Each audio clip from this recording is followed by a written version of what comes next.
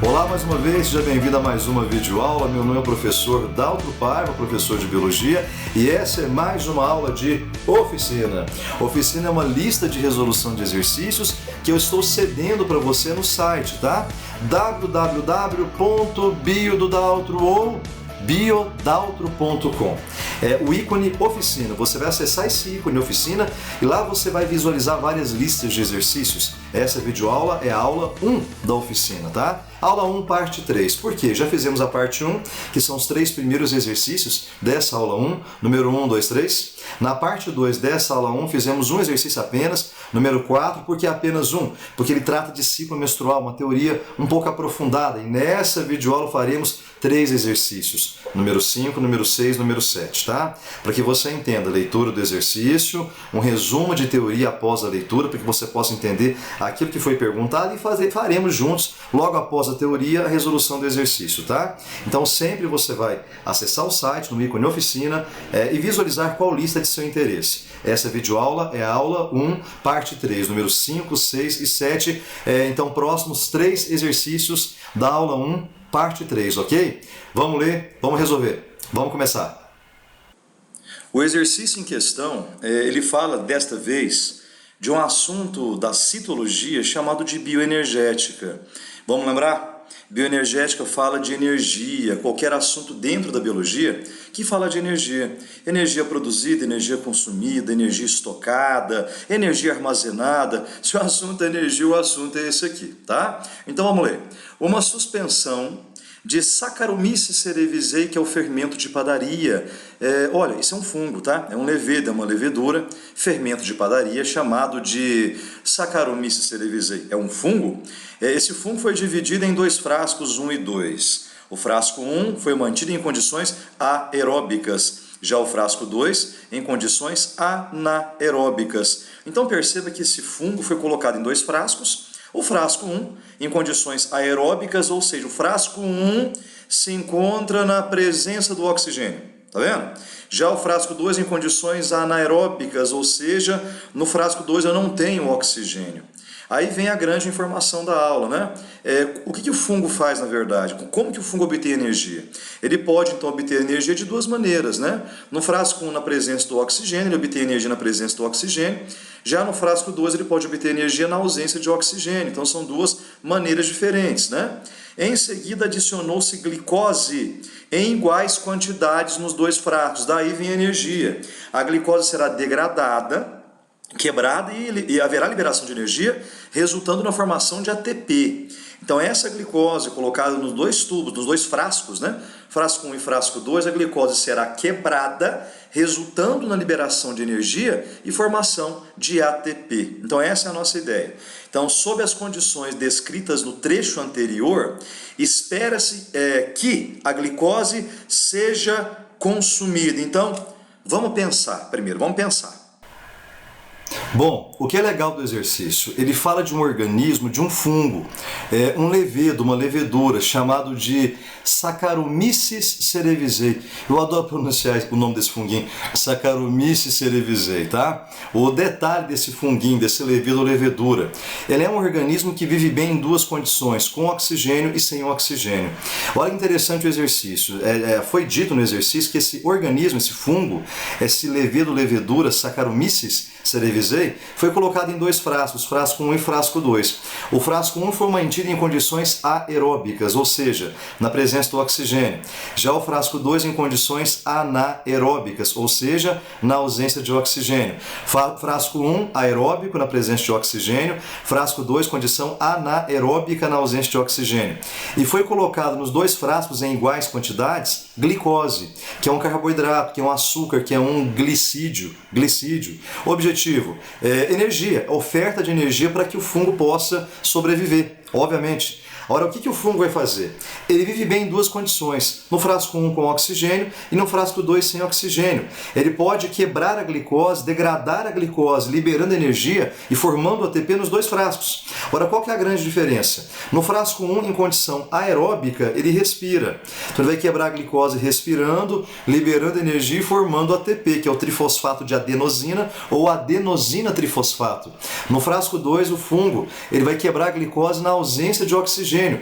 Ele realiza fermentação, que é a quebra da glicose, a degradação da glicose, a decomposição da glicose na ausência de oxigênio, formando ATP também, tá? Que é o trifosfato de adenosina ou adenosina trifosfato. Então, qual que é a beleza do exercício? A classificação do fungo. Esse organismo vive bem respirando e fermentando. Ele faz as duas coisas. Classificação, ele é anaeróbio facultativo. O que é um ser anaeróbio facultativo? Vive bem nas duas condições. Com oxigênio, condição aeróbica, e sem oxigênio, condição anaeróbica. Ele pode respirar na presença do oxigênio e ele pode fermentar na ausência do oxigênio. Então, o que é respirar? O que é fermentar? São duas maneiras de quebra da glicose, liberando energia e formando ATP, sendo que o saldo energético é maior quando respira do que quem fermenta, não é isso? Porém, os dois mecanismos lidam com o mesmo objetivo. Quando alguém respira ou quando alguém fermenta, esse alguém visa a degradação da molécula de glicose, que é um açúcar, liberando energia, resultando na formação de ATP. Legal, né? O organismo ele é anaeróbio facultativo, ele pode respirar e ele pode fermentar. Vamos voltar para uma teoria rápida, uma explanação um pouquinho mais interessante, voltar e resolver o exercício. Vamos lá, vamos ler. Então perceba que nós podemos realizar a quebra da glicose de duas maneiras diferentes, pelo mecanismo de fermentação ou pelo mecanismo de respiração. Na fermentação, você pode notar, de acordo com o nosso esquema, né, que a glicose é quebrada na ausência de oxigênio. Já a respiração abaixo, a respiração celular, consiste na degradação dessa molécula de glicose, porém na presença do oxigênio. Percebeu? Então, ou seja, a fermentação na ausência de oxigênio, condição anaeróbica, que foi colocada no exercício no frasco 2, e no frasco 1, na presença do oxigênio, a levedura, o Saccharomyces cerevisiae, ele vai quebrar a glicose na presença do oxigênio. Perceba também, de acordo com o nosso esquema, que a fermentação dada nesse esqueminha é chamada fermentação alcoólica. Como é que eu sei que é alcoólica? Porque o produto final da quebra é o etanol ou álcool etílico, né? Então, obviamente, da quebra da glicose você obtém álcool, é a tão famosa fermentação alcoólica, tá? Agora, perceba bem que quando você fermenta, a glicose obteve produtos grandes, como o etanol. O etanol seria uma molécula grande ainda, né? Então, ao quebrar a glicose pelo mecanismo de fermentação, a obtenção de etanol mostra que essa quebra foi uma quebra pequena. Obviamente, se você quebra menos, os produtos são maiores. Se você quebra mais, os produtos são menores. Isso é muito óbvio, não é? Então, quando você fermenta, uma conclusão óbvia. Ao fermentar, essa quebra da glicose na ausência de oxigênio é uma quebra pequena. Como é uma quebra, obviamente, pequena, o produto obtido é grande. E, obviamente, quanto menos você quebra, menos energia você libera. Então, tanto é que a fermentação é um processo menos energético. A fermentação é chamada de quebra parcial ou incompleta. Ou seja, você quebra menos a glicose. Quebrando menos, obtém-se produtos grandes, liberando uma pequena quantidade de energia, tá? Então, a glicose na fermentação é uma quebra pequena, chamada parcial ou incompleta. Se você quebra menos, obviamente, o saldo energético é menor. Fácil, não é? Fácil o raciocínio. Ora, quando você respira, quando o organismo respira, a quebra da glicose acontecerá na presença do oxigênio, colocada no frasco 1 no exercício. Ora, perceba que ao quebrar a glicose na presença do oxigênio, nós obtivemos água e CO2, que são produtos obviamente menores, quando comparados com etanol. Então, se o produto é menor, a quebra foi maior. Então, se a quebra é maior, os produtos são menores. E quanto mais você quebra, obviamente, mais energia você libera. Interessante, né? Quer dizer, quando você respira, você quebra mais. A quebra é chamada de total ou completa. Quer dizer, se você quebra mais, você libera mais energia. Na fermentação, a quebra é menor. Então, você libera menos energia. Ah, Dalton, mas como é que eu sei que a quebra é menor? Olha o tamanho do produto obtido da quebra. Se o produto é grande, eu quebrei menos. Se os produtos são pequenos, eu quebrei mais. Então, na fermentação, a quebra é pequena, parcial ou incompleta, obtendo-se menos energia. Já quando você respira, a quebra é total ou completa, você quebra mais e obtém-se mais o quê? Energia. Outro raciocínio. Você concorda comigo? Se na fermentação eu quebrei menos, então eu passei menos tempo quebrando, então é um processo mais rápido.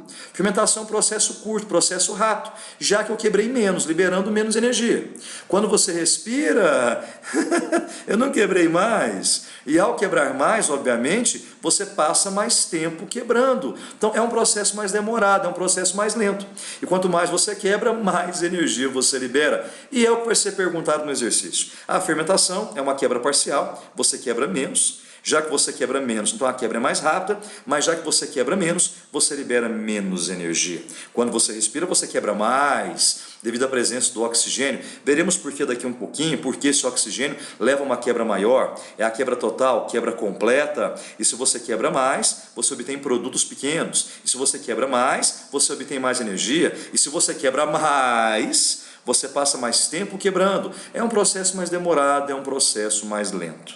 Baseado nesse raciocínio, voltando ao que foi perguntado. No frasco 1, a condição é aeróbica, respiração.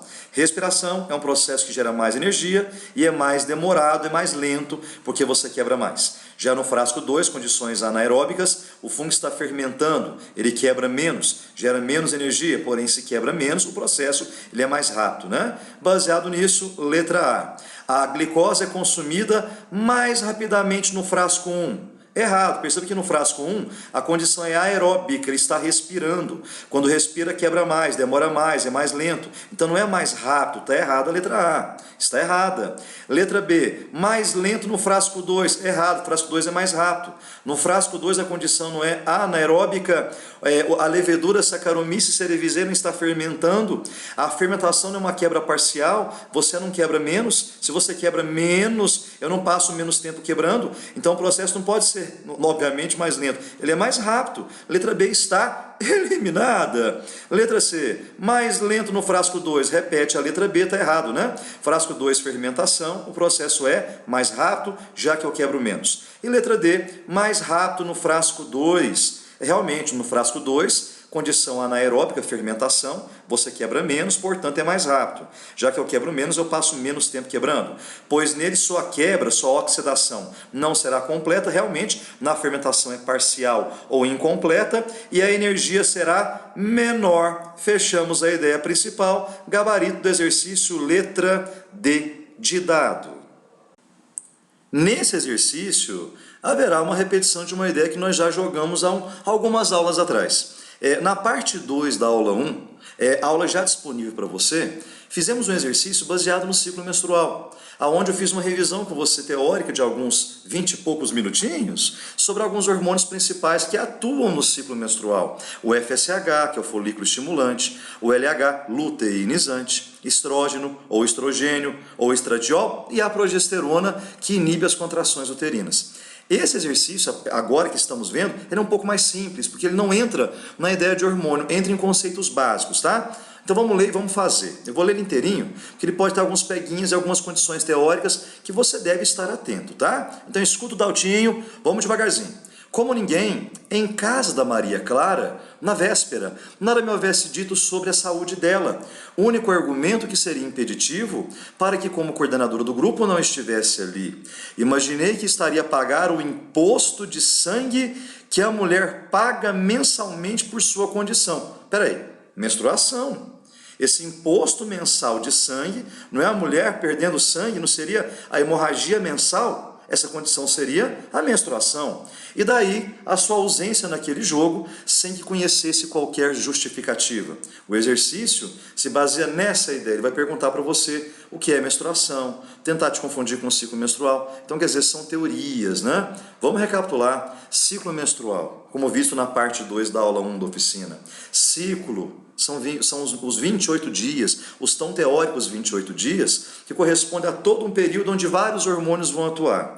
Lembrar que o ciclo pode variar, o período de 28 pode variar. Há ciclos maiores, há ciclos menores. Nós que estamos baseando a nossa ideia, principalmente no vestibular, o ciclo menstrual normal, que a gente verifica sempre em provas, são 28 dias. Então o ciclo é todo um período de 28 dias, onde alguns hormônios vão atuar. Dentro do ciclo, nós temos um período chamado de menstruação.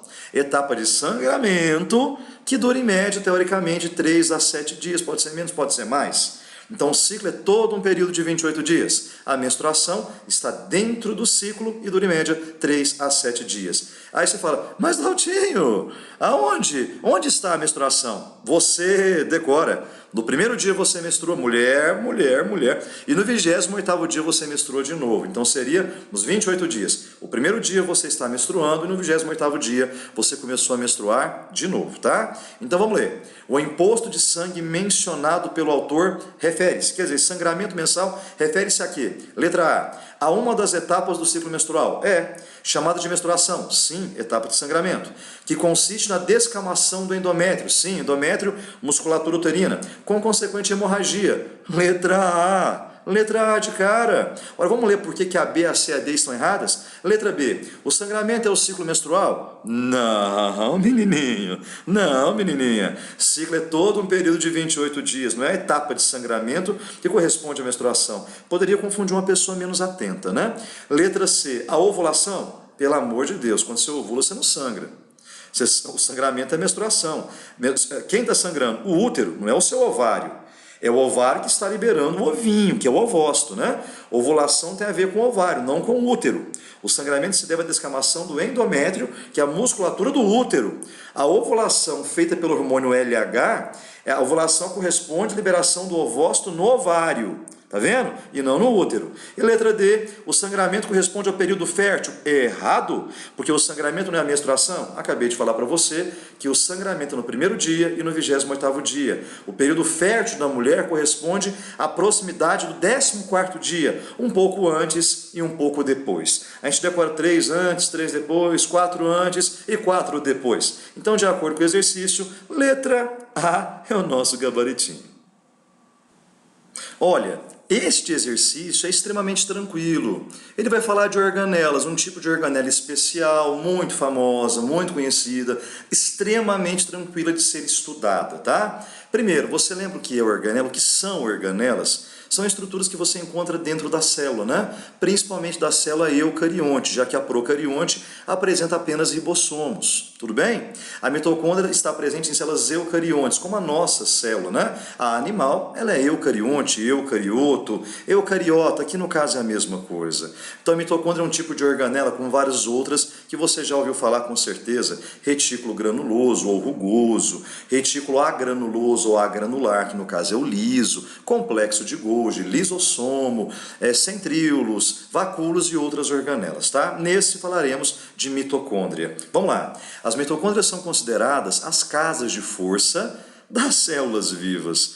Tal analogia refere-se ao fato de as mitocôndrias. Vamos revisar.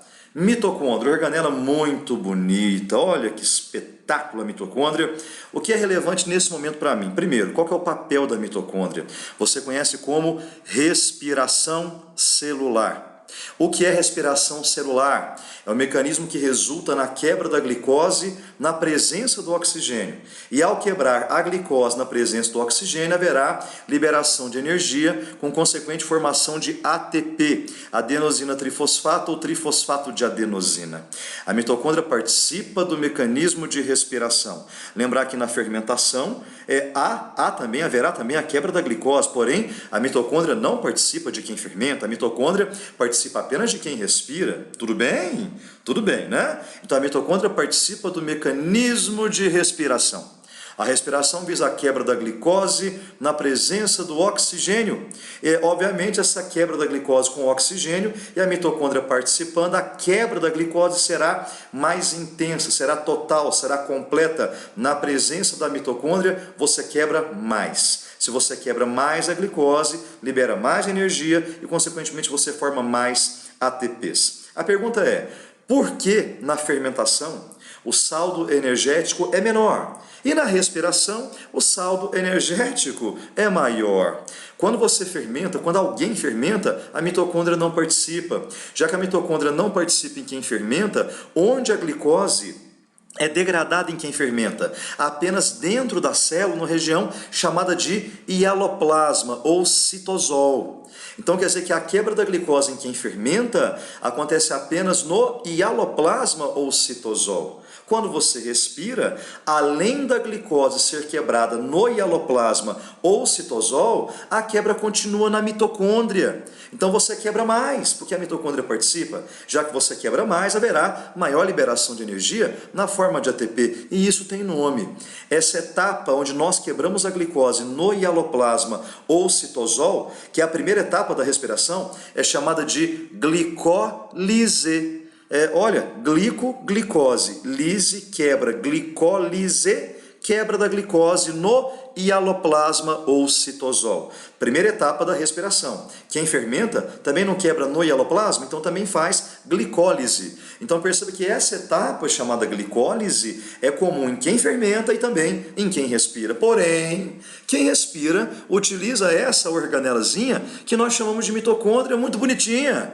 E na mitocôndria duas novas etapas vão surgir. A segunda etapa da respiração acontece dentro da mitocôndria, num espaço interno chamado de matriz. É a matriz mitocondrial, que é o espaço interno da mitocôndria. Uma terceira etapa da respiração acontece nessas invaginações que a mitocôndria tem. Essas invaginações são chamadas de cristas, são as cristas mitocondriais. Perceberam?